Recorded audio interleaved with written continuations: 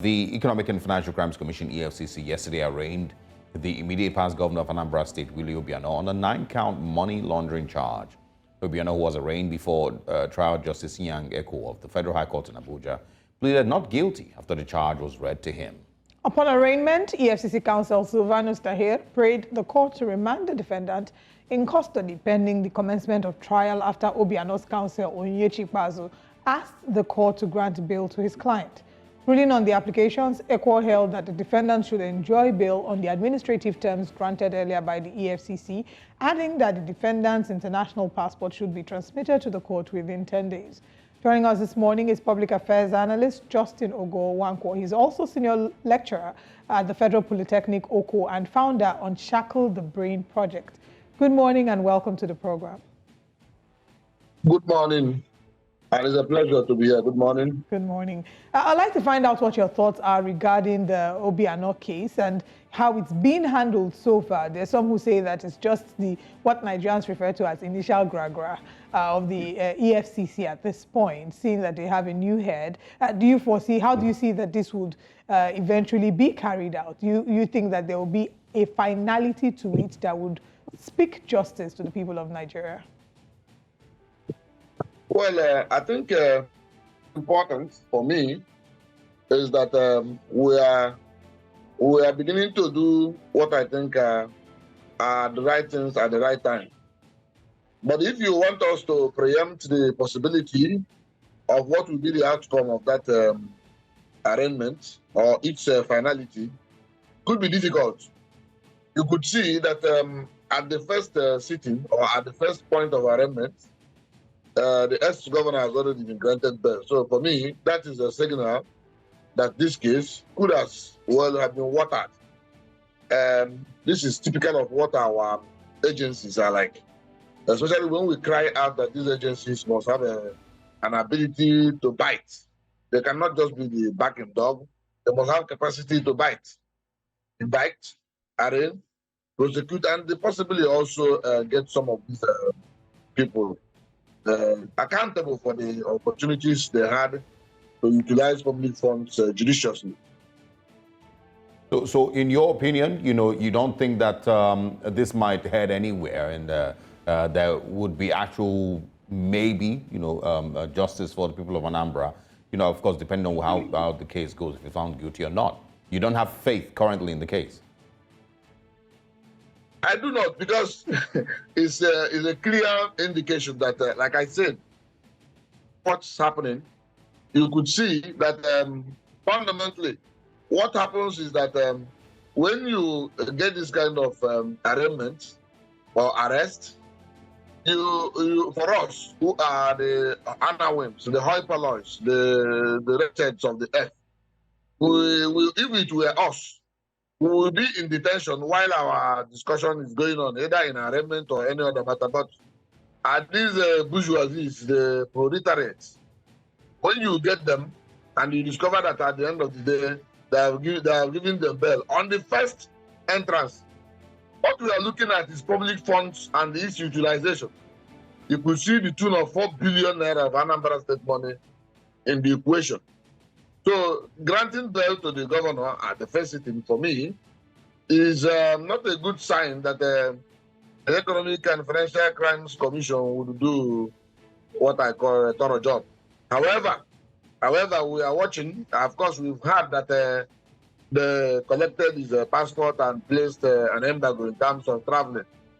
But a man who can, in this kind of circumstances, move around, in this kind of circumstances, make calls, in this kind of circumstances, still relax in the very comfort of his house. I can tell you that such a man could also make some calls and some certain connections to influence, to further determine the outcome of this case. I must tell you most solemnly about that. So when you say that you're not quite certain that this would get to the finishing, to an end that many would refer to as one that has justice having been served, who would you say is your major cause of concern? Is it the EFCC, the law enforcement agency in this case, or would you say it's the judiciary? I think I cannot get to a last batch of the question. I was asking when you're sharing your concerns about how this case would run, would you say that you're more concerned about the role that EFCC has to play or the role that the judiciary has to play? Yes, I think it is two-way. One is that when you look at the EFCC as set up, some of us have argued that they have had interlapping assignments and roles with the ICPC, even though the government has continued to insist that it's not the case. People like me have written in different fora and in so many publications that they are more or less one and same. Now, if on the two-way forward, one is that the EFCC, who actually is prosecuting this matter, or who will stand in as prosecutors before the judges, should also be able to do what I call a thorough job. They have listed about 9 counts or thereabout. I've watched what the issues are. I've also seen what they presented. But for me, assuming the prosecuting team had insisted on not granting bail to the former governor, I'm sure the judges will look at it, look at the arguments, and then we weigh it in the balance. So I'm worried of the possible complicity of the EFCC in the matter.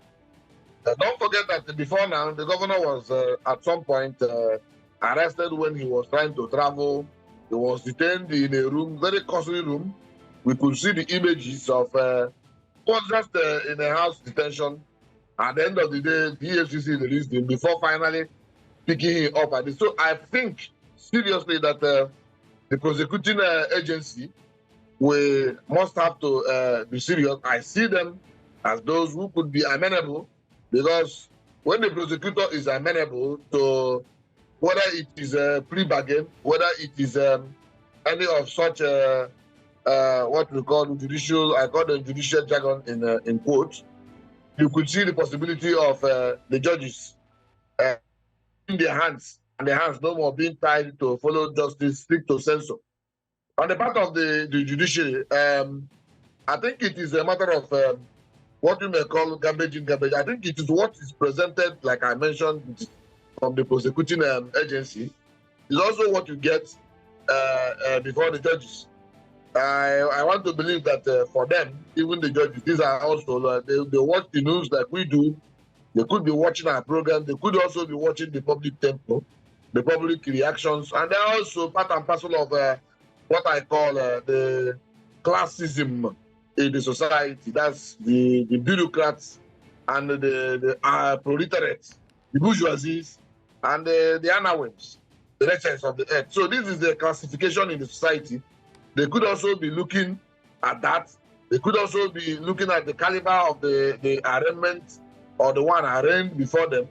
And it could give them a sense of, whatever thing that plays out will allow him to be free, to walk around. After all, he's an ex-governor, and then we'll be handling the matter. I do not believe, even on the part of the judiciary, that granting bail governor at this point sends the right signal. The prosecuting team may not be strong enough, but also the judiciary must be able to give us a sense of some kind of taciturn approach to this matter, so that at all material times, those of us who are not only Anambrarians, but Nigerians who are watching could see some sense of seriousness in what is happening. Yeah, but I mean, it is, within his rights, to apply for bail and be granted bail, and the courts, of course, will be the ones to decide whether he's a flight risk or not, and I think that's the way it should go. And I think Nigerians are tired of people just being held by security agencies or sent, to be held by the police for no actual reason. If the EFCC has built a case, it should be able to present that case to the court and prove its case in court, and holding Willie Obiano, in its custody or in police custody or in prison temporarily doesn't, make their case stronger. So, I mean, I'm just saying, I think it's within his rights to be granted bail. If he is found guilty eventually, that's fine. Good luck to him. But I want you to share a little bit on his time as governor in Anambra, and what the people of Anambra are currently saying. I don't know if you were in Anambra in the time that he was governor. What would you say, it was like while he was there? And is there any thoughts concerning mismanagement of funds? Yes, as a true Anambrarian, I must have to tell you, the truth of the matter is that Governor Willie Obiano, at the time he was the governor of the state, you can be sure that there were cases, multiplicity of them, in matters of financial mismanagement. Himself, having been touted as a former MD in the bank, I think these were the criteria, the portfolios, the paraphernalia, the accessories upon which Anambrarians voted in, I think in 2017 when he just entered. So you could see that he was a banker, an MD. So we all had this impression that our financial transactions and all this whatnot will be properly tied. However, within his reign, especially by the time he was trying to go for his second tenure, and certainly also when he was trying to exit office after the end of his second tenure, mark my words, when he was trying to vie for his second tenure, and especially when he was also trying to exit office after his second tenure, these were two remarkable periods upon which the news in Anambra, especially at the financial level, we are not anything to write home about. Typical of, I don't want to do a comparative study. Let me concentrate on Willie Obiano, but typical of government and governors, whenever they start their second tenure, then it becomes an opportunity to freeze the state fund. So at that time, there are in fact 21/21, upon which he ascended the second tenure. We know for certain, because it was in the news, and everybody confirmed that the Anambra treasury was empty completely in order to secure for himself and his proteges 21/21 victory. That's 21 means 21 local governments in Anambra. So you could see that, and again, within the period where he was on seat, there was this sense of camaraderie, there was this sense of brotherhood that he brought into government. There were, in fact, it was within their time that Kabbalism and the sense of brotherhood came into government, where, and if you watch those items upon which his camp charges were listed, you could see that what he was doing or what the charges were like were that brotherhood. The names mentioned in those what you may call the arraignment sheet, you could see that the names were also names that were in the news in Anambra at the time when this financial jamboree was going on. So a lot of them, even some of those names mentioned there, had to stretch the imagination of their limits to contest elections with heavy money, telling you that not only that the governor was free-falling with public, so by extension, allowing those under him to also do the same. That was a worry. So it is not a matter of the EFCC arraigning him now. It's a matter of, as at the time, he was also trying to bring in the current governor, and at the time he was trying to bring himself to second tenure, it was a matter of say your price. It was a matter of freezing the state fund in order to retain oneself and a certain government in a position. These were the issues that happened, and the Anambrarians saw them, and we are lamenting. Again, the governor had a penchant, a pedigree, a history of continuously traveling outside of the state. And some of us know that he was brought down, so to say, brought down in quotes, from America to come and contest, and he has always loved America.